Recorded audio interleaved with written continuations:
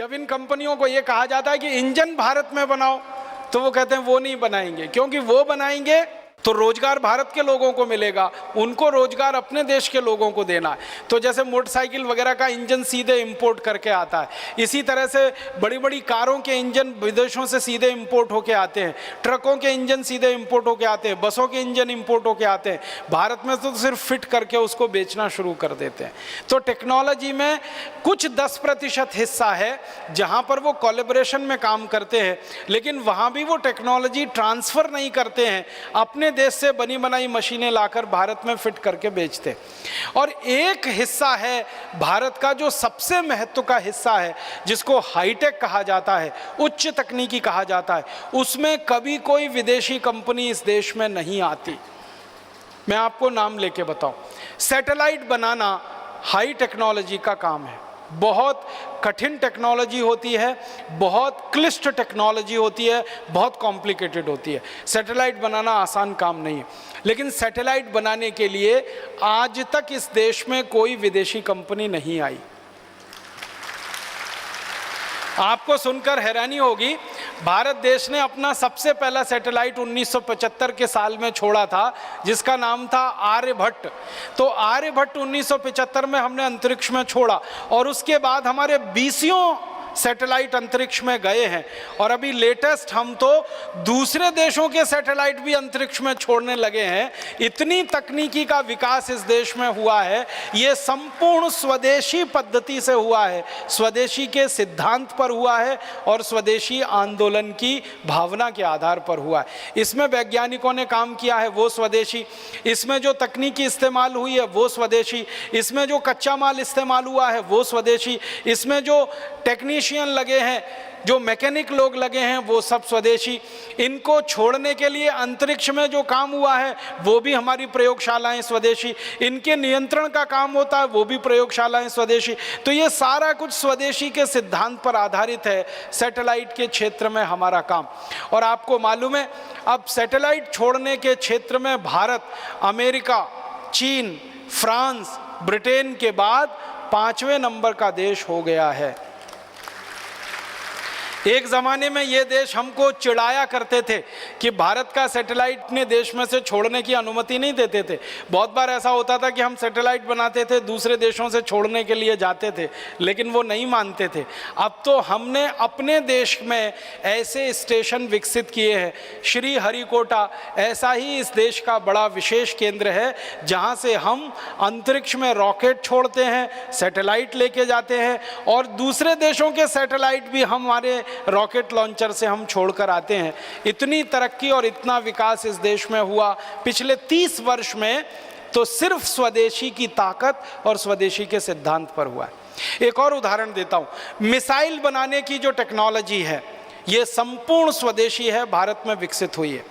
आज से 30 साल पहले भारत के पास कोई मिसाइल नहीं थी अपनी, हम विदेशी मिसाइलों पर निर्भर थे, या तो रूस की मिसाइल हमें मिले या अमेरिका हमको दे। लेकिन 30 साल से इस देश के वैज्ञानिकों ने, विशेष रूप से DRDO के वैज्ञानिकों ने रात दिन मेहनत और परिश्रम करके मिसाइल बनाने की स्वदेशी तकनीकी विकसित की। हमने 100 किलोमीटर की मार करने वाली मिसाइल बनाई, फिर 200 की, फिर 500 की, फिर 1000 की, फिर 1500 की, अभी 2000 की, अभी 2500 की, और अब 5000 किलोमीटर की मार करने वाली मिसाइल इस देश में विकसित हो गई। और जिन वैज्ञानिकों ने ये पराक्रम किया है, जिन वैज्ञानिकों ने ये परिश्रम किया है, वो सारे वैज्ञानिक बधाई के पात्र हैं। उनका हम सबको बहुत सम्मान करना चाहिए कि विदेशों से बिना एक पैसे की तकनीकी लिए हुए संपूर्ण स्वदेशी और भारतीय तकनीकी पद्धति से उन्होंने मिसाइलें बनाकर दुनिया के सामने एक आदर्श प्रस्तुत किया।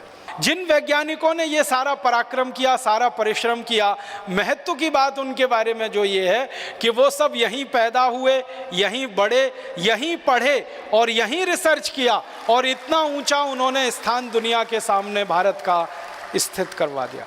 आप जानते हैं डॉक्टर APJ अब्दुल कलाम हमारे देश के मिसाइल का जो प्रोजेक्ट चला उसके पितामह माने जाते हैं। हिंदुस्तान के मिसाइल की तकनीक का इतना ज़्यादा स्वदेशी विकास हुआ डॉक्टर अब्दुल कलाम जैसे वैज्ञानिकों की रात दिन मेहनत और परिश्रम का है।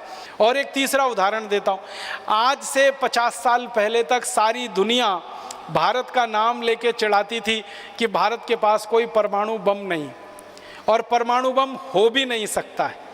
भारत के एक वैज्ञानिक को ये बात तीर की तरह से चुभती थी, उनका नाम था डॉक्टर भाभा, होमी जहांगीर भाभा। उनको ये तीर की तरह से चुभती थी कि भारत क्यों नहीं परमाणु बम बना सकता, दुनिया के वैज्ञानिक कर सकते हैं तो हम क्यों नहीं ये काम कर सकते। और उन्होंने सपना देखा और उनके सपने में दूसरे वैज्ञानिक एक एक करके शामिल हुए और वो वैज्ञानिकों के परिश्रम पराक्रम का कमाल देखो, उनके अभिक्रम का कमाल देखो कि भारत ने सारी दुनिया के सामने सिद्ध कर दिया कि हम परमाणु बम भी बना सकते हैं और ज़रूरत पड़ने पर उसका परीक्षण भी कर सकते हैं। और परीक्षण हमने कर दिया। आप जानते हैं सबसे पहला परीक्षण 1974 में किया श्रीमती गांधी के समय में, और उसके बाद 3 परीक्षण उसके बाद हमने किए और हमने ये परमाणु परीक्षण करके सिद्ध कर दिया कि अमेरिका या फिर फ्रांस या तो फिर ब्रिटेन या तो फिर रूस या तो फिर चीन जैसे देशों के पास जो परमाणु हथियार हो सकते हैं, वो भारत के देश के पास भी परमाणु हथियार हो सकते हैं। और परमाणु हथियार हैं हमारे पास, ये वैज्ञानिकों ने बनाकर दुनिया के सामने सिद्ध किया। इतना ही नहीं, उन परमाणु हथियारों को हम मिसाइलों पर लगाकर अंतरिक्ष में लेके जा सकते हैं और ज़रूरत पड़ने पर उनका अंतरिक्ष में उपयोग कर सकते हैं। ये सिद्धि भी हमारे वैज्ञानिकों ने अभी हासिल कर ली है और ये भी संपूर्ण स्वदेशी की ताकत पर हुआ है, संपूर्ण स्वदेशी के आग्रह पर हुआ है। और अब तो आपको एक खुशी की बात बताता हूँ, अभी तक भारत के बारे में थोड़े दिनों से ये बात चल रही थी कि भारत के पास परमाणु बम है, बहुत अच्छा है, भारत अपने परमाणु बम का उपयोग अंतरिक्ष में कर सकता है, इसकी क्षमता का अंदाज़ा भी दुनिया के देशों को लगा। लेकिन कुछ 10 साल से भारत के बारे में दुनिया के देश ये कहा करते थे कि पानी के अंदर परमाणु बम का इस्तेमाल कर सके, भारत की अभी ये क्षमता नहीं विकसित हुई है। लेकिन अभी इसी साल भारत के वैज्ञानिकों ने एक परमाणु पनडुब्बी बना के सारी दुनिया को दिखा दिया कि पानी के अंदर अरिहंत नाम की पनडुब्बी जो इस देश ने बनाई है संपूर्ण स्वदेशी है, 100% स्वदेशी है और वो पानी के अंदर जाकर परमाणु हथियार का हमला कर सकती है, किसी भी दुश्मन को नेस्तनाबूद कर सकती है।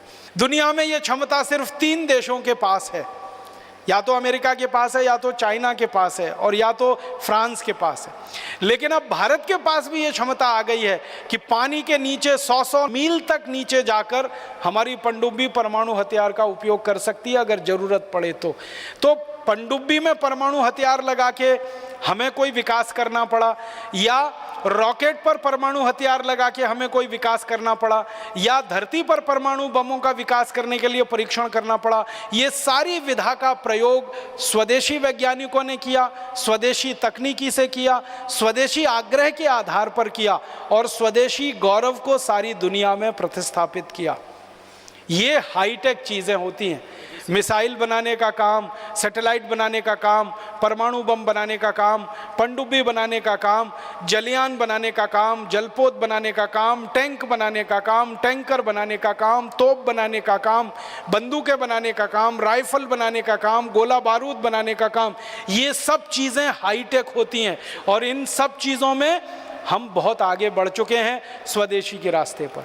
और एक चीज़ याद आती है मुझे कि हमने तो स्वदेशी के रास्ते पर चलकर सुपर कंप्यूटर भी बना लिया और सारी दुनिया को दिखा दिया। सीरीज में सुपर कंप्यूटर दुनिया के देशों ने पहली बार देखा बनते हुए, वो भारत में बना और वो सुपर कंप्यूटर बना, फिर उस टीम ने दूसरा बनाया, फिर तीसरा बनाया और अब हिंदुस्तान ने अभी तक 56 से ज़्यादा सुपर कंप्यूटर बनाकर दूसरे देशों को बेच दिए और कनाडा जैसे देशों ने हमारे सुपर कंप्यूटर खरीदे। अब तो अमेरिका हमारे सुपर कंप्यूटर खरीदने को चाहता है। कारण पता है क्या है? भारत का सुपर कंप्यूटर अमेरिका से 10 गुना सस्ता है और 100 गुना ज़्यादा स्पीड पे काम करता है। कीमत में 10 गुना कम है और सुपर कंप्यूटर की स्पीड अमेरिकन सुपर कंप्यूटर से 100 गुनी ज़्यादा है। कीमत भी कम हो, क्वालिटी भी अच्छी हो, ऐसा अद्भुत काम हमारे देश के वैज्ञानिक करके दिखा सकते हैं। तो मेरा ये कहना है, इतने सारे उदाहरण देने के पीछे एक ही कारण है, वो ये कि भारत में तकनीकी का जितना विकास हो रहा है वो सब स्वदेशी के ताकत पर हो रहा है, स्वदेशी के आग्रह से हो रहा है, स्वदेशी गौरव, स्वदेशी अभिमान के साथ हो रहा है। कोई विदेशी कंपनी हमको टेक्नोलॉजी देने नहीं आ रही है और वो कभी आएंगे भी नहीं, क्योंकि जो उनके पास लेटेस्ट टेक्नोलॉजी है उसको लाकर वो कभी भी हमको नहीं देंगे। हाँ, एक चीज़ हमें ध्यान रखनी है, कोई भी विदेशी कंपनी भारत को आकर अगर टेक्नोलॉजी देगी तो उनकी 20 साल पुरानी टेक्नोलॉजी हमको देगी, जो उनके देश में बेकार हो चुकी है, जिसका वो इस्तेमाल नहीं करते हैं, जो उनके लिए फेंकने लायक है, डंप करने लायक है, वही टेक्नोलॉजी वो हमको देंगे। वो कोई लेटेस्ट टेक्नोलॉजी हमको लाकर नहीं देने वाले। अब मैं उदाहरण से बताता हूँ। अमेरिका की बहुत सारी कंपनियों ने भारत में एक टेक्नोलॉजी लाई है जो अमेरिका में पिछले 20 साल से बंद हो चुकी है। वो टेक्नोलॉजी जानते हैं क्या है? कीटनाशक बनाने वाली टेक्नोलॉजी, पेस्टिसाइड्स बनाने वाली टेक्नोलॉजी, इंसेक्टिसाइड बनाने वाली टेक्नोलॉजी। मैं नाम लेके बताता हूँ। जो कीटनाशक अमेरिका में 20 साल पहले बंद हो चुके हैं बनना और बिकना, और उनके कारखाने उनके यहाँ बेकार हो गए। 20 साल पहले वो कारखाने चलाते थे और वो कारखाने उन्होंने लगाए थे दूसरे विश्व युद्ध में।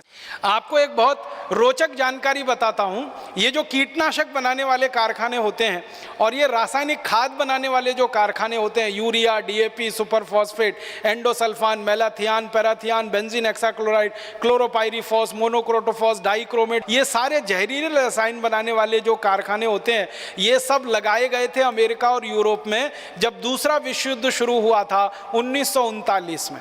1939 से 1945 के बीच में ये सारे कीटनाशक और जहरीले रसायन बनाने वाले कारखाने लगे यूरोप और अमेरिका में। क्यों?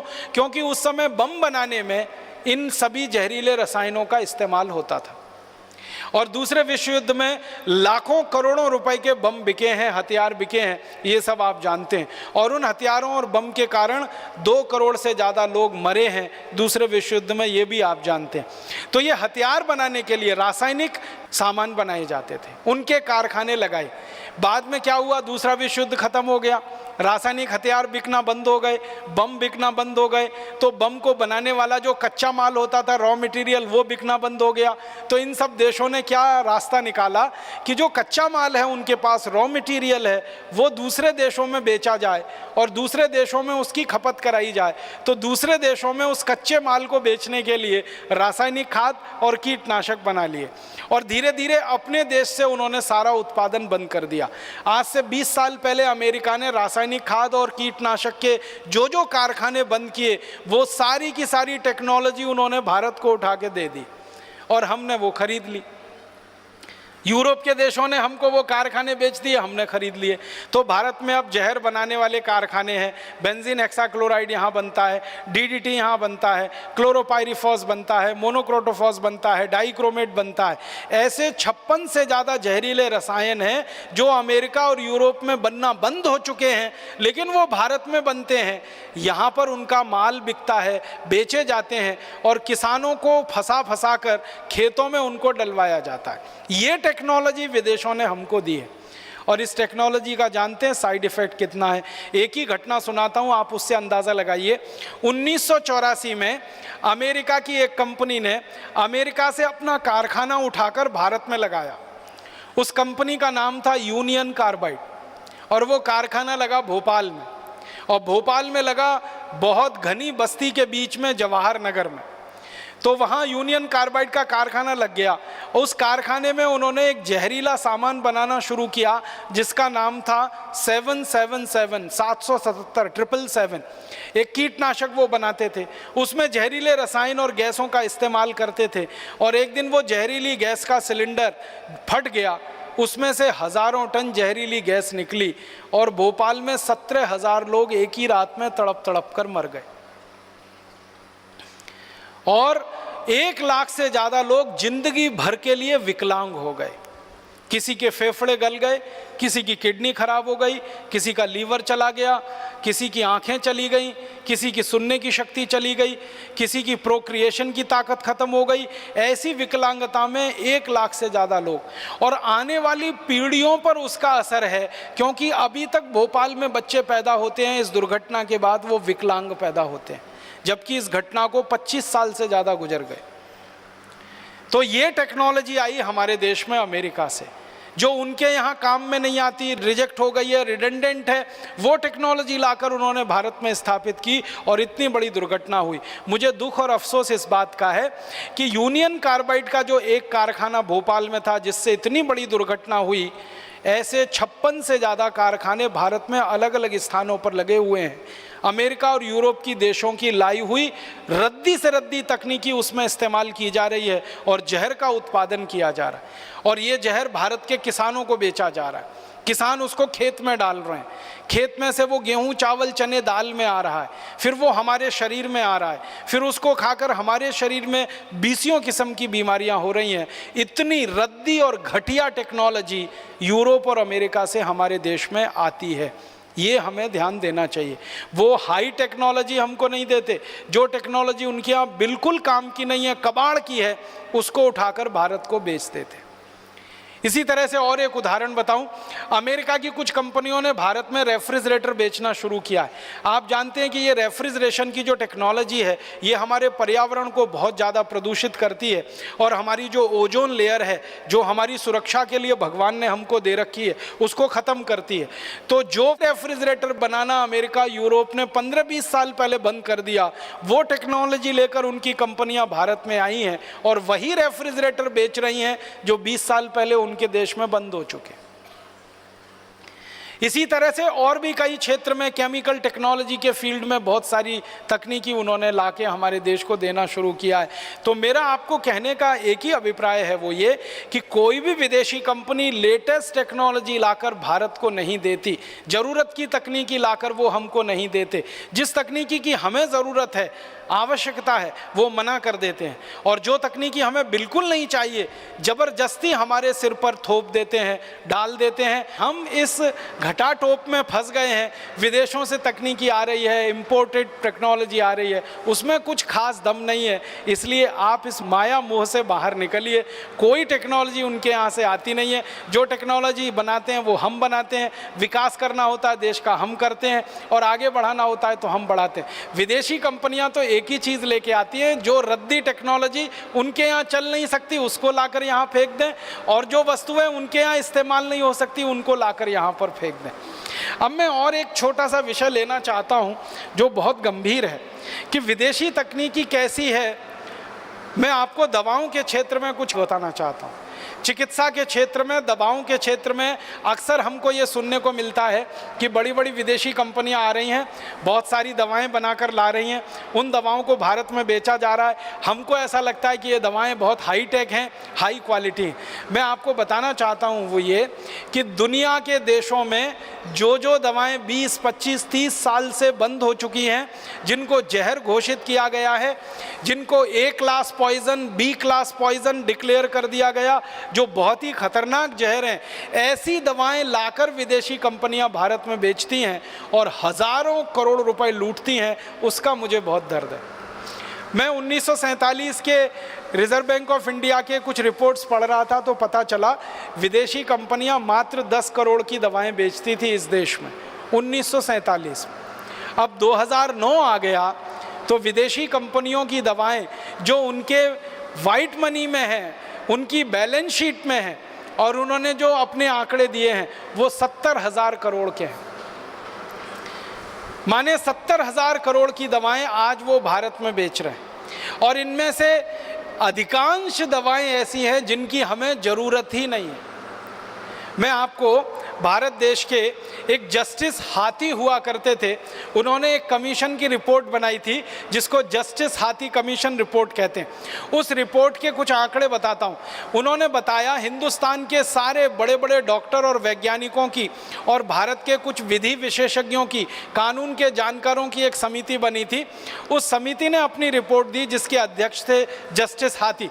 उन्होंने बताया कि भारत में जितनी बीमारियाँ हैं उन सारी बीमारियों को ठीक करने के लिए एलोपैथी की मात्र 117 दवाओं की ज़रूरत है, मात्र 117। लेकिन मुझे दुख है ये कहते हुए कि हमारे देश में इस समय एलोपैथी की 84,000 दवाएं बिक रही हैं, ज़रूरत सिर्फ 117 दवाओं की है। कितना बड़ा अत्याचार और अन्याय इस देश पर हो रहा है।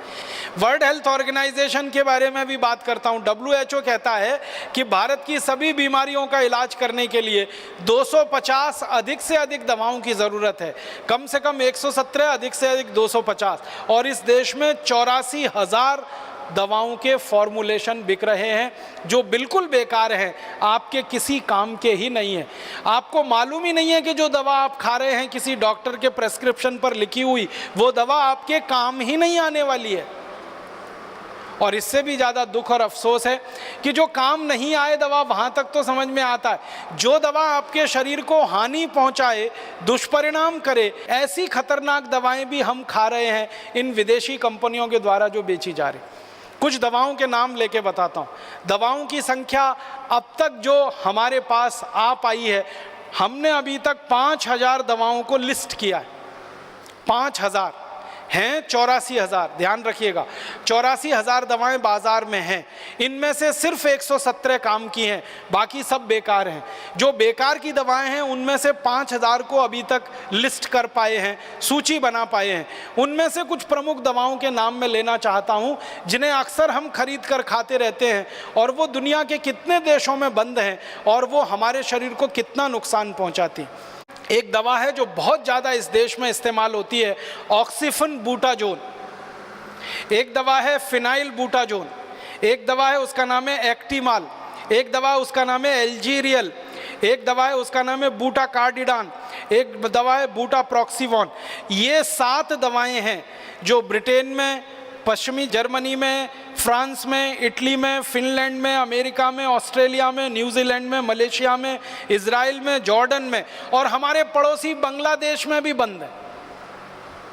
बांग्लादेश में बंद हैं ये 7 दवाएं जिनके नाम मैंने, और 20 साल से बंद हैं, आज से नहीं 20 साल से बंद है।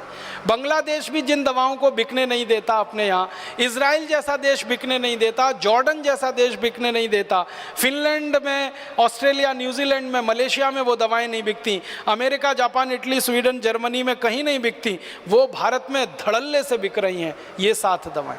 और इनके दुष्परिणाम क्या हैं? वैज्ञानिकों का कहना है कि इस दवा की थोड़ी सी खुराक, 3 या 4 खुराक ही काफ़ी है कि आपकी अंतड़ियों में घाव हो जाए। इन दवाओं को लेने से रक्त का कैंसर होने की पूरी संभावना होती है। और अब तक हिंदुस्तान में 15,000 से ज़्यादा लोगों की मौत हो चुकी है इन दवाओं को खा के। लेकिन ये दवाएं धड़ल्ले से बिक रही हैं, विदेशी कंपनियों के नीचे बेची जा रही। इसी तरह से मैं और बताता हूँ। एक दवा है इस देश में, उसका नाम है ऑक्सीपोज। एक दवा है उसका नाम है सुग्रिल। एक है ऑक्सीजोन, एक है पैराबूटाजोन, एक है क्यूलोकिनोल, एक है एम्बिक्विनोल, एक है एलिकिन, एम्बिजाइन फोर्ट, एमिक्योर, एमिक्विल और एमिजील प्लस। ये सारी दवाएं, ये करीब 7-8 दवाएं हैं। जापान में बंद है, नॉर्वे में बंद है, स्वीडन में, जर्मनी में, डेनमार्क में, नेपाल जैसे देश में ये दवा बंद है, फिलीपींस में बंद है, स्पेन में, फ्रांस में, श्रीलंका में, और भारत में धड़ल्ले से बिक रही है। इन दवाओं का दुष्परिणाम क्या है? पैर में लकवा मार सकता है, शरीर में लकवा मार सकता है, आप अंधे हो सकते हैं, अंधे होने का खतरा बना रहता है, और 10,000 से ज़्यादा लोग इन दवाओं को खाकर लंगड़े और अंधे हो चुके हैं, फिर भी धड़ल्ले से ये बिक रहे। इसी तरह से एक दवा है एनल्जिन, आप खूब अच्छे से नाम सुनते हैं, एनल्जिन, फिर बैरालगन, फिर बूटाजोन, फिर बुस्कापान, फिर बूटालजिन, फिर फारजेसिक, फिर मालार्जिन, ऑक्सीपोज, सिनालजेसिक। ये दुनिया के 20 देशों में बंद हैं, भारत में धड़ल्ले से बिक रहे। इन दवाओं का क्या है कि जो श्वेत रक्त कणिकाएं हैं, इनके बनने की गति को ये दवाएं इतना धीमा कर देती हैं कि मरने की तैयारी हो जाती है आदमी की। मांसपेशियों की संरचना में भयंकर विकार उत्पन्न कर देती हैं, और इसका व्यक्ति सेवन करके अंत में मर ही जाता है, मृत्यु को प्राप्त हो जाता है। लगभग 5,000 दवाएं हैं जो भारत में अनेक विदेशी कंपनियां धड़ल्ले से बेच रही हैं, और इसका व्यापार करके हजारों करोड़ लूट रहे हैं। एक दो नहीं, 70,000 करोड़ रुपए वो लूट रहे। और महत्व की बात यह है कि हाथी कमीशन ने जो 117 दवाओं को जरूरी दवाएं बताया था, आवश्यक दवाएं बताया था, उनमें से कोई भी विदेशी कंपनी उत्पादन नहीं करती उनको। आपको सुन के हैरानी होगी कि जो 117 जरूरी दवाएं हैं, आवश्यक हैं, उनका उत्पादन सब स्वदेशी कंपनियां करती हैं, भारतीय कंपनियां करती हैं, हमारी कंपनियां उनका उत्पादन करती हैं। विदेशी कंपनियों को उत्पादन करने में कोई इंटरेस्ट नहीं है। कारण क्या है? उन 117 दवाओं के कीमतें ज़्यादा नहीं रख सकते, सरकार उस पर कई बार कंट्रोल कर लेती है, जनहित में सरकार उनको जो है ना ऑर्डर डाल देती है। तो विदेशी कंपनियों को थोड़े मुनाफे में संतोष नहीं है, ज़्यादा मुनाफा उनको उन्हीं दवाओं में मिलता है जो सरकार के कंट्रोल के बाहर हैं। तो जितनी भी बेकार की दवाएं हैं वो कंट्रोल के बाहर हैं, इसलिए उनको बना के ये धड़ल्ले से बेचते हैं और बहुत मुनाफा कमाते हैं। मैं माताओं बहनों के लिए एक विशेष बात कहना चाहता हूँ। कई विदेशी कंपनियां हमारे देश की माताओं बहनों के लिए गर्भ निरोधक उपाय बेचती हैं, कॉन्ट्रासेप्टिव्स, पिल्स के रूप में बेचे जाते हैं, गोलियों के रूप में बेचे जाते हैं, और उनके कुछ अलग अलग नाम है। नॉरप्लेंट है, डिपो-प्रोवेरा है, फिर आई पिल है, फिर ई पिल है। ऐसी करके माताओं के बहनों के लिए कॉन्ट्रासेप्टिव्स बेचे जाते हैं। और मैंने जब इनके बारे में जानने की कोशिश की और इसके बारे में दुनिया भर से आंकड़े निकाले तो मुझे इतना दुख हुआ, तकलीफ हुआ कि जिन देशों की ये कंपनियां हैं उन देशों की माताओं बहनों को वो कभी नहीं बेचते, भारत में लाकर वो बेच रहे हैं।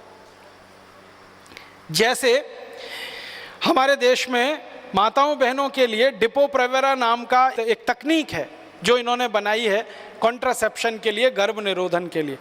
वो अमेरिका की कंपनी है, कंपनी का नाम है अपजॉन। ये कंपनी को अमेरिका की सरकार ने बंद किया हुआ है, बैन किया हुआ है कि वो डिपो-प्रोवेरा को अमेरिका में नहीं बेच सकते, तो उन्होंने नहीं बेचा। और डिपो-प्रोवेरा का उत्पादन करके वो भारत में ले आए, भारत सरकार से उन्होंने एग्रीमेंट कर लिया, अब यहाँ धड़ल्ले से बेच रहे हैं। ये इंजेक्शन के रूप में भारत की माताओं को दिया जा रहा है और भारत के बड़े बड़े हॉस्पिटल्स के डॉक्टर ये इंजेक्शन्स माताओं बहनों को लगा रहे हैं। परिणाम क्या हो रहा है? ये माताओं बहनों को ज़्यादातर माहवारी का जो चक्र है, मासिक चक्र है, वो पूरा बिगाड़ देता है ये डिपो-प्रोवेरा, और अंत में उनके गर्भाशय में कैंसर कर देता है और उन माताओं बहनों की मौत हो जाती है। कई बार माताओं बहनों को पता ही नहीं चलता कि वो किसी डॉक्टर के पास गए थे, डॉक्टर ने उनको वो इंजेक्शन लगा दिया डिपो-प्रोवेरा का, बताया नहीं उनको, और उनको कैंसर हुआ और वो मर गए। बिना बताए हमारी माताओं बहनों के ऊपर परीक्षण इस दवा का किया गया और बिना बताए पूरे देश में इसको धड़ल्ले से बेचा जा रहा है। पता नहीं कितने लाख, कितनी करोड़ माताओं बहनों को ये लगवा दिया गया और उनकी ये हालत हो रही है।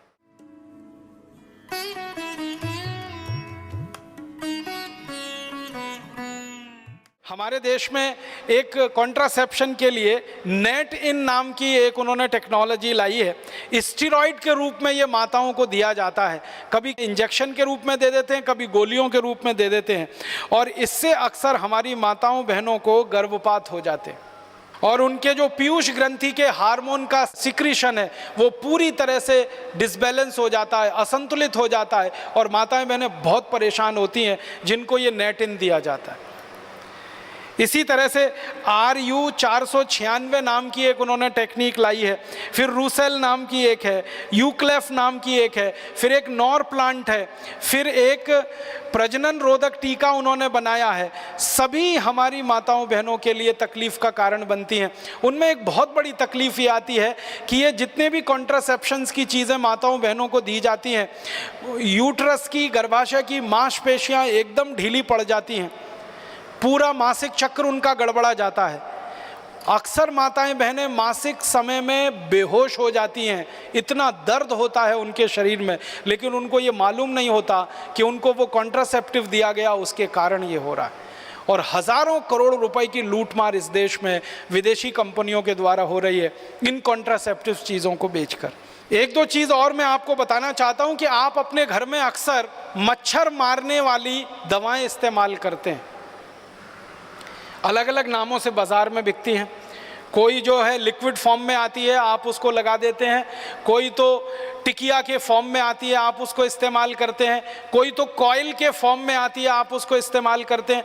कॉइल के रूप में मच्छर मारने वाली कोई भी दवा इस्तेमाल करें, टिकिया के रूप में इस्तेमाल करें या लिक्विड के रूप में इस्तेमाल करें, उनमें जो इस्तेमाल होने वाला केमिकल है वो डी एथिलीन है, वो मेल्फोक्विन है और वो फॉस्फीन है। ये 3 खतरनाक केमिकल हैं जो इस्तेमाल होते हैं, और ये तीनों केमिकल यूरोप और अमेरिका के 56 देशों में बंद है और 20 साल से बंद है। हम हमारे घर में छोटे छोटे बच्चों के ऊपर वो लगा के छोड़ देते हैं। मैंने कई घरों में देखा 2 महीने के 3 महीने के छोटे छोटे बच्चे सो रहे हैं और उनके नज़दीक में वो कॉइल जल रहा है जिसका धुआं नाक के रास्ते से बच्चे के फेफड़े में उतर रहा है।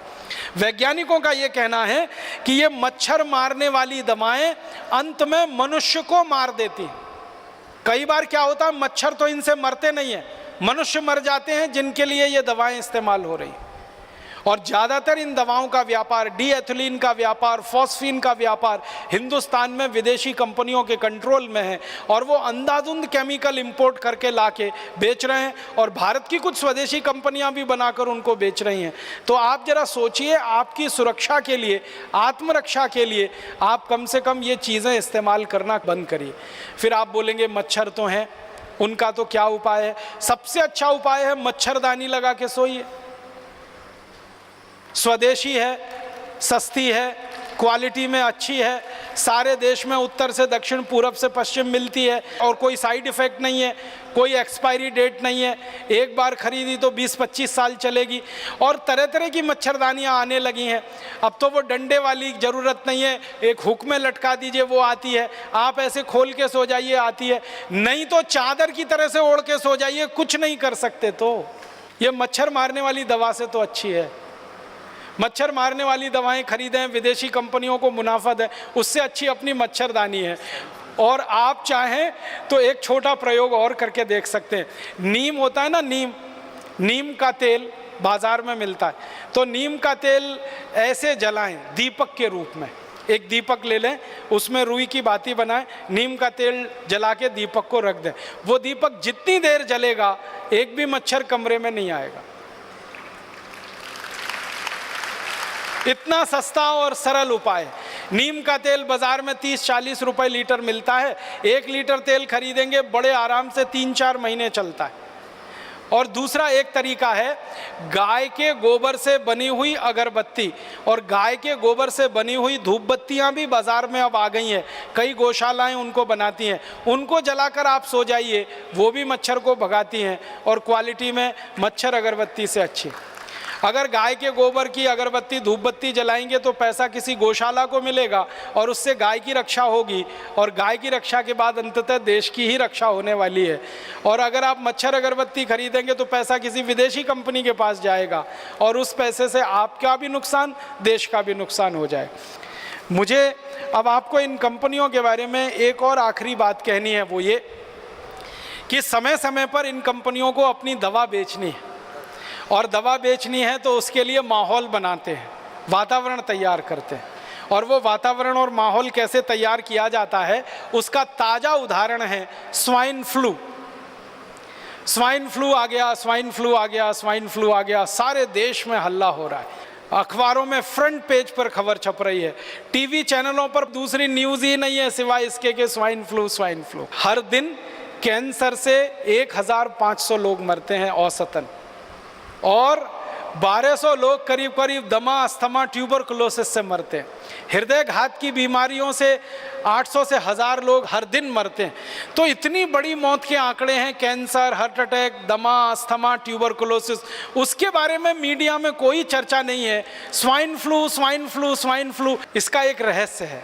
रहस्य इसका ये है कि कैंसर का वैक्सीन नहीं बनता, ट्यूबरकुलोसिस का वैक्सीन नहीं बनता, दमा का वैक्सीन नहीं बनता, अस्थमा का वैक्सीन नहीं बनता, हृदय घात का वैक्सीन नहीं बनता। मतलब सीधा सा ये है, जिन बीमारियों के वैक्सीन नहीं बन सकते उन बीमारियों पर मीडिया चर्चा नहीं करता, क्योंकि उनसे कंपनियों को कोई बड़ा लाभ होने की गुंजाइश नहीं। स्वाइन फ्लू का वैक्सीन बन सकता है, एवियन फ्लू का वैक्सीन बन सकता है, सार्स का वैक्सीन बन सकता है, और थोड़े दिन पहले एक बर्ड फ्लू आया था, उसका वैक्सीन बन सकता है। तो एवियन फ्लू है, बर्ड फ्लू है, सार्स है, स्वाइन फ्लू है, इन सब बीमारियों के वैक्सीन बन सकते हैं और वैक्सीन बनकर बाजार में बिक सकते हैं।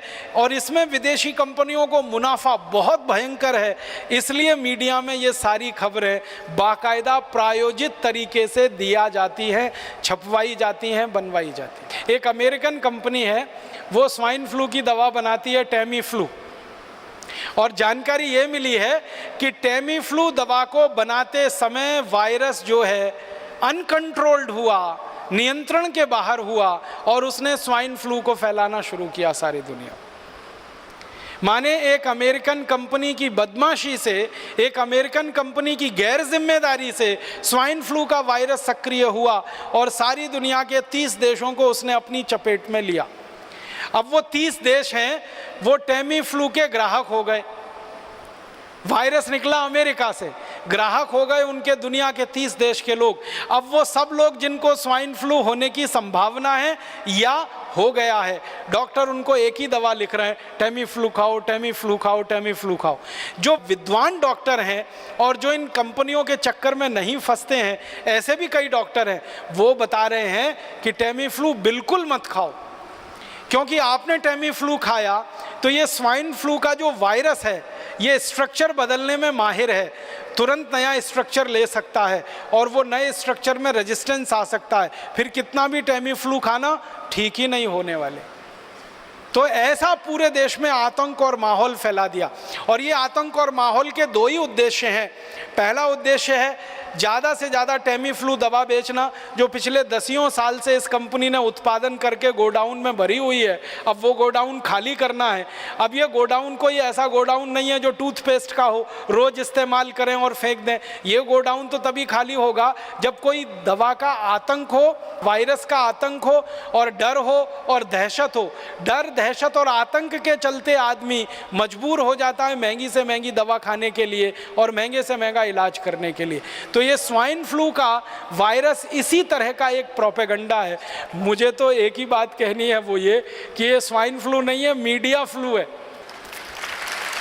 मीडिया ने पैदा कर दिया। मैं आपको एक पुरानी जानकारी देना चाहता हूँ, बहुत गंभीर है, आप उससे अंदाज़ा लगाइए कि ये कंपनियां कितनी निकृष्ट हैं, कितनी नराधम हैं। सन 1916 से 1918 के बीच में 2 साल में दुनिया भर में एक बीमारी फैली, एवियन फ्लू।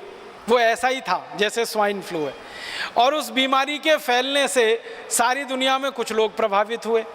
जो लोग प्रभावित हुए उनकी संख्या बताई जाती है 4.5 करोड़। 4.5 करोड़ लोग उसमें प्रभावित हो गए। और 4.5 करोड़ लोग जो प्रभावित हुए, फिर मैंने ये जानने की कोशिश की कि मरे कितने उसमें से, तो मात्र 6,000 लोग मरे थे। मात्र 6,000 लोग मरे थे।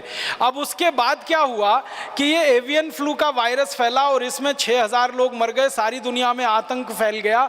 उस आतंक के चक्कर में एक अमेरिकन कंपनी ने वैक्सीन बना दिया एवियन फ्लू का, और वो वैक्सीन धड़ल्ले से सारी दुनिया में बेचा उन्होंने। और आपको सुनकर दुख होगा, उस वैक्सीन को लगवाने के बाद 60 लाख लोग मर गए दुनिया में, और पता नहीं कितने अपंग हो गए, कितने विकलांग हो गए। बीमारी आने से 6,000 लोग मरे। बीमारी का वैक्सीन बना और उस वैक्सीन को सारी दुनिया में भेजा गया, फैलाया। सबसे ज़्यादा अफ्रीका के देशों में, सबसे ज़्यादा लैटिन अमेरिका के देशों में, ब्राज़ील में, मैक्सिको में, चिली में, कोस्टारिका में, कोलंबिया में, फिर अफ्रीका में, नाइजीरिया में, सोमालिया में, इथियोपिया में, दक्षिणी अफ्रीका में, रोडेशिया में। तो अफ्रीका, लैटिन अमेरिका और भारत में भी हुआ था। उसका वैक्सीन का अंधाधुंध प्रचार हुआ, अंधाधुंध बिक्री हुई। 60 लाख लोग वैक्सीन लगने के बाद मर गए। उसका क्या? एवियन फ्लू में तो 6,000 लोग मरे, वैक्सीन लगने के बाद इतने। माने वैक्सीन कितने खतरनाक हो सकते हैं उसका ये अंदाज़ा आप लगाइए। अब एवियन फ्लू का वैक्सीन आया और इतने लाख लोग मर गए। अब स्वाइन फ्लू का वैक्सीन आने वाला है और वो वैक्सीन हिंदुस्तानी और दुनिया भर के लोगों को धड़ाधड़ लगाया जाएगा। क्यों? क्योंकि स्वाइन फ्लू का वायरस जो फैला है, वायरस से ज़्यादा डर फैला है, आतंक फैला है, दहशत फैली है। तो हर आदमी तैयार बैठा है वो वैक्सीन लगवाने के लिए। और एक व्यक्ति को वैक्सीन लगाने का खर्चा वो बोलते हैं 3,000 रुपये आएगा। अब हिंदुस्तान में ही अगर आप सोच लो कि अगर 10 करोड़ लोग भी प्रभावित होकर वैक्सीन लगवा लें और 3,000 रुपये का एक वैक्सीन आए तो 30,000 करोड़ की बिक्री तो उनकी हिंदुस्तान में हो गई। अफ्रीका में, लैटिन अमेरिका के देशों में अगर हो जाए, हज़ारों करोड़ का माल बेचेगी एक कंपनी, और इस कंपनी के पास पेटेंट है 20 साल तक, तो कोई दूसरी कंपनी उस वैक्सीन को बना के नहीं बेच सकती 20 साल तक।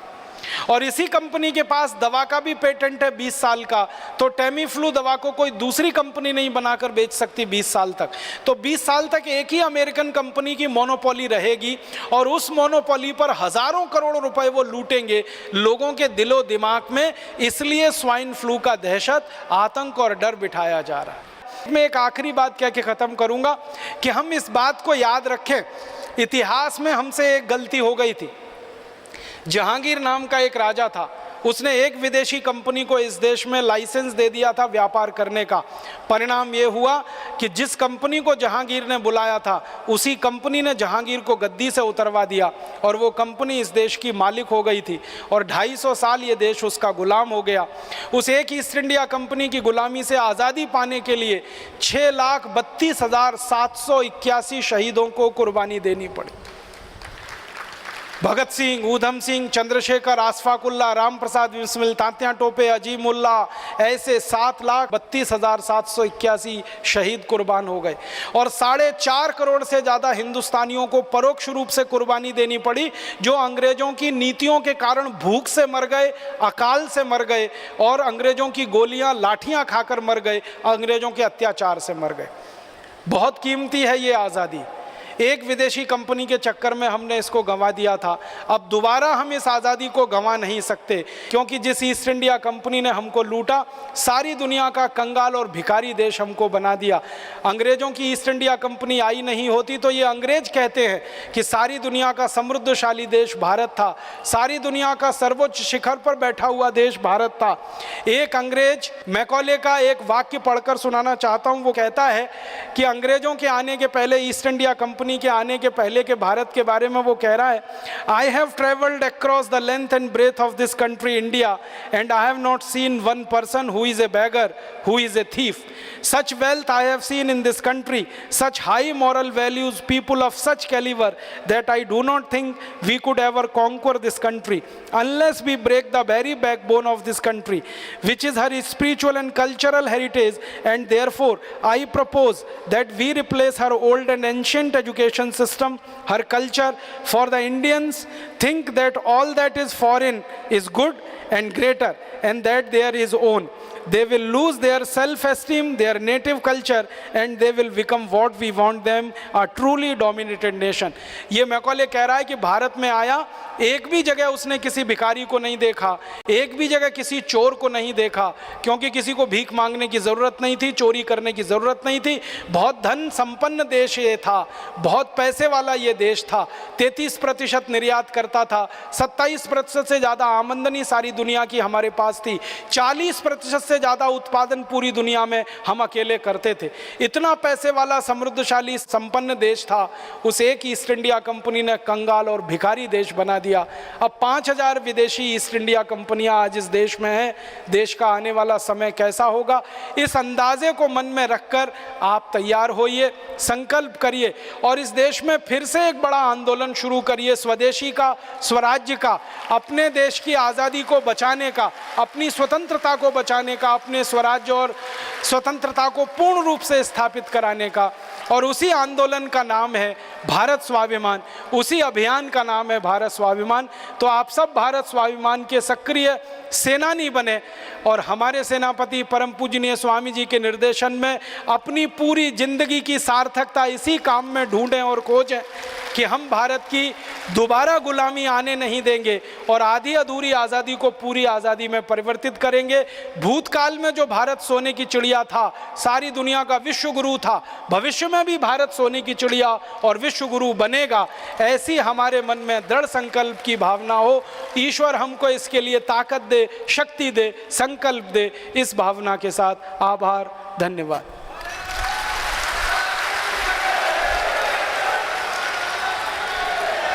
तो ये वो चिंतन था जो हमें इस देश के आम जन को और अंतिम जन को देना है और ये समझाना है कि जब भारत गुलाम था तब जो लूटा सो तो लूटा। उस समय करीब हमने 450 लाख करोड़ रुपए अपने देश के लूटते देखे। अपने देश की वो इतनी बड़ी पूंजी लूट करके लेके गए कि आज वो दुनिया की सबसे बड़ी ताकत बन के बैठे हैं, हमें आंख दिखाते हैं। लेकिन उसके बाद कोई कम अत्याचार नहीं हुआ हम पर। आज़ादी के लगभग इन 63 वर्षों में 62 वर्षों का जो आंकड़ा हमारे सामने है वो यह है कि भ्रष्टाचार करके देश का करीब 100 लाख करोड़ रुपए से ज़्यादा अपने ही वतन के लोगों ने लूटा। और व्यापार करके एक भ्रष्टाचार उससे करीब 100 लाख करोड़ रुपए से ज़्यादा देश का लूटा। दूसरा व्यापार करके देश को लूटा। अभी आज एक वर्ष में विदेशी कंपनियां अपने देश से करीब 2,32,000 करोड़ रुपए लूट के लेके जा रही हैं। यदि हम 2,32,000 करोड़ रुपए का औसत निकालें और जो हम अपनी गलत नीतियों के कारण से देश का वैभव लूटने दे रहे हैं वो अलग बात है। इतना बड़ा धन है, इतना बड़ा वैभव है, एक स्वदेशी तंत्र ना होने के कारण से, स्वदेशी सोच ना होने के कारण से, स्वदेशी अर्थव्यवस्था ना होने के कारण से हर वर्ष जो देश का पैसा लूटता है। और इन 60 सालों में आज़ाद भारत में हमने जो देश का वैभव लूटने दिया उसका यदि हिसाब लगाएं तो वो उतना वैभव बैठता है जितना शायद अंग्रेज भी नहीं लूट करके लेके गए। इतना ज़्यादा वैभव, धन, संपदा, संसाधन, ऐश्वर्य हमारा लूटा गया और आज भी लूटा जा रहा है। पहले जो हमारा सोना लूट के गए, आज भी हमारा लोहा, हमारी दूसरी धातुएं वो विदेशों को हम दे रहे हैं, कौड़ी के भाव में बेच रहे हैं। अब मैं इसका सामान्य सा आकलन कर रहा था कि व्यापार के नाम पर जो इन्होंने लूट की है विदेशी कंपनियों ने, उसका यदि इन 60-62 वर्षों का हम हिसाब निकालें तो एक वर्ष का यदि औसत हम 2 लाख करोड़ रुपए भी निकालते हैं तो 100 लाख करोड़ रुपए से ज़्यादा लूट के लेके गए। तो अब हमको ये संकल्प करना है, विदेशी नाम, विदेशी चाम, विदेशी भाषा, विदेशी कलर देख करके ना हम एकदम से प्रभावित हो जाते, ये भगवान आ गया, देवता आ गया है। अभी तो थोड़ा सा कंट्रोल हो गया, नहीं तो थोड़े दिनों पहले विदेशी लड़कियों से शादी भी करने लग गए थे। अभी थोड़ा सा कंट्रोल हुआ है। भारत की माँ बहन बेटियां जितनी वफादारी रिश्तों में निभाती हैं, दुनिया की कोई माँ बहन बेटी वैसा वफादारी नहीं निभाती है। ये तो पूरी दुनिया के सामने है बात है? हमें चमड़ी विदेशी पसंद आती है, बहू भी विदेशी, चिड़िया विदेशी, चमड़ी विदेशी, चिड़िया भी विदेशी रखते अपने घरों में, तोते विदेशी रखते अपने घरों में, गधे विदेशी ले आए हम, ऊंट विदेशी ले आए हम, और शुअर विदेशी ले आए हम, घोड़े विदेशी ले आए हम। हाँ, घोड़े, गधे, कुत्ते विदेशी रखते अपने घरों में हम, बिल्लियां विदेशी रखते हैं। हाँ, एक कुत्ते बिल्ली अपने देश के पालो और अपने देश का कुत्ता ज्यादा वफादार होता है। कुत्ता ही पालना है तो अपने गांव का पालो, अपने देश का पालो। गाय अपने देश की पालो, गाय भी विदेशी ले आए हम, भैंस भी विदेशी ले आए। अपने देश की भाषा पर गौरव करो। मैं तो कहता हूं, फिर से आह्वान करता हूं कि बड़े लोगों को प्रयत्न करके अपनी बात को अपनी राष्ट्रीय भाषा और भारतीय भाषाओं में ही कहना चाहिए। बड़े लोग जैसा करेंगे, छोटे तो उसका अनुसरण करेंगे। अपना काम हमें राष्ट्रीय भाषा हिंदी और प्रांतीय भाषा भारतीय भाषाओं में, तमिल, तेलुगु, कन्नड़, गुजराती, मराठी, बंगला, उड़िया आदि अपनी भारतीय भाषाओं में अपना व्यवहार करना चाहिए, अपना व्यापार करना चाहिए। हम अपनी भाषा को सम्मान देंगे, अपनी वेशभूषा को सम्मान देंगे। भारतीय वेशभूषा पहनने में हमको शर्म नहीं अपितु गर्व की अनुभूति होनी चाहिए। पूरे देश में ऐसा विचार हम पैदा करेंगे, ये संकल्प है हमारा। बीमार पहली बात तो पड़ेंगे ही नहीं। कोई अपनी भूल से बीमार हो भी गए तो 99% बीमारियों का इलाज योग में, आयुर्वेद में, प्राकृतिक चिकित्सा में है। हम आग्रह करके, आग्रह पूर्वक इस बात को अपने जीवन में निष्ठा पूर्वक निभाएंगे कि पहली बात तो हम योगाभ्यास आदि करेंगे, बीमार पड़ेंगे ही नहीं। और यदि किसी भूलवश हम बीमार भी हो गए तो हम अपनी भारतीय चिकित्सा पद्धति से ही, भारतीय भेषज से ही अपना इलाज कराएंगे। ऐसा भी हमें आग्रह रखना है। भेषज भी भारतीय, भाषा भी भारतीय, भाव भी भारतीय, भूषा भी भारतीय, ये भोजन अपना भारतीय होगा, ये भजन भी भारतीय होगा, ये क्या बोलते हैं डिस्को और क्या धुड़ुम धुड़ुम करते रहते हैं ये सब। अभी तो क्या हो गया, WHO जो है वो एक तरह से दवा कंपनियों का एजेंट हो गया है। दवा कंपनियों का एजेंट का काम कर रहा है कमोबेश WHO। करीब 50 लाख करोड़ रुपए का व्यापार जो करते हैं। हम योग और आयुर्वेद पर आगे इतना अनुसंधान करें, देश के लोगों का थोड़ा सहयोग यदि हमें मिला तो पूरी दुनिया में एक ऐसी नई चिकित्सा पद्धति विकसित कर देंगे कि पूरी दुनिया के लोग उससे आरोग्य पाएंगे। योग से, आयुर्वेद से, नेचर से, प्रकृति से, निर्दोष पद्धति। दुनिया के 650 करोड़ लोगों को हम आरोग्य देंगे, आध्यात्मिक मार्गदर्शन देंगे और फिर से वापस पूरी दुनिया, भारत जिन मूल्यों और आदर्शों पर चलता रहा और विश्व का मार्गदर्शन नेतृत्व करता रहा, भारत को उसी स्वर्ण युग में पुनः ले जाना है। भारत का वैभव और अपनी आंखों के सामने माँ भारती का यह वैभव लौटे, हम अपनी आंखों से माँ भारती का खोया हुआ अतीत का गौरव देख पाएं, ऐसा हमको भारत बनाना है। स्वदेशी का पूर्ण आग्रह है।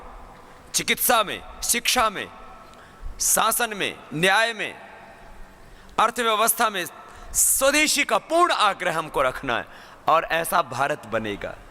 आइए एक बार फिर से हृदय की संकल्प को दोहराते हैं और ये पूरा जो षड्यंत्र चल रहा है, इस षड्यंत्र के खिलाफ एक आवाज हम पूरे देश में उठाएंगे, देश को जगाएंगे और देश का, गांव का आम आदमी, अंतिम आदमी भी जागेगा, मध्यम वर्ग का व्यक्ति भी जागेगा और हर देशभक्त के भीतर से जब ये आवाज उठेगी कि अब मैं देश को लुटने नहीं दूंगा, देश का मैं गद्दार नहीं, देश का वफादार मैं सिपाही हूं, मुझे अपने इस भारत को बचाना है, बस स्वदेशी को अपनाना है, जागने का वक्त आ गया। चलिए झूमते हुए गाते हैं और ये संदेश जन जन तक हम लेकर के जाएंगे और बहुराष्ट्रीय कंपनियों का जो षड्यंत्र है, इस षड्यंत्र का पर्दाफाश करेंगे, देश के लोगों के बीच में यह आवाज हम गूंजने देंगे। जागने का वक्त आ गया, हाँ जागने का वक्त आ गया, जागने का वक्त आ गया, जागने का वक्त आ गया। देश की मिट्टी से हमने जन्म पाया है, ये जीवन यदि इस वतन के काम आता है, इससे बड़ा और सौभाग्य जीवन का कुछ नहीं हो सकता। आइए गाते हैं। खून है स्वदेश के लिए, आन है स्वदेश के लिए, आबरू का ये सवाल है, जान है स्वदेश के लिए, आबरू का ये सवाल है, जान है स्वदेश के लिए। गरजता तूफान आज इन दिलों में उठ गया, गरजता तूफान आज इन दिलों में उठ गया, जो झकोर कर जगा गया, जगा गया, हाँ जागने का वक्त आ गया, जागने का वक्त आ गया। मौत की चुनौतियों को सुन, जिंदगी कभी नहीं रुके, मौत की चुनौतियों को सुन, जिंदगी कभी नहीं रुके, काल की कराल शक्ति से जिंदगी कभी नहीं झुके, काल की कराल शक्ति से जिंदगी कभी नहीं झुके। जो जवान देश के लिए शहीद हो गया, जो जवान देश के लिए शहीद हो गया, मौत को वही झुका गया, झुका गया, हाँ जागने का वक्त आ गया, जागने का वक्त आ गया।